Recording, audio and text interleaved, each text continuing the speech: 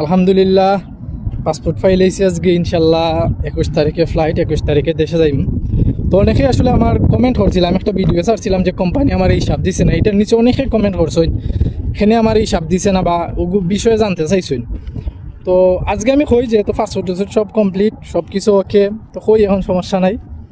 কোম্পানিতে আমি প্রায় 6 বছর আছিলাম। তো 6 বছর থাকার সত্ত্বে কোম্পানি আমি একবার ছুটিতে গেছি 3.5 বছরে। তখন কোম্পানি আমার কোনো হিসাব দেয় নাই, তখন আমার হইতেছিল যে তোমার আকামার টাকা হাঁটি লিছে।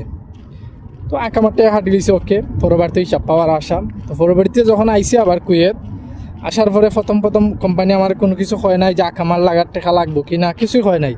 তো যখন আকামা লাগাইছে, লাগানির পরে 1 বছর গেছে, এর পরের বছর আকামা লাগানির আগেও হয় নাই কোনো আকামার টেকার কথা।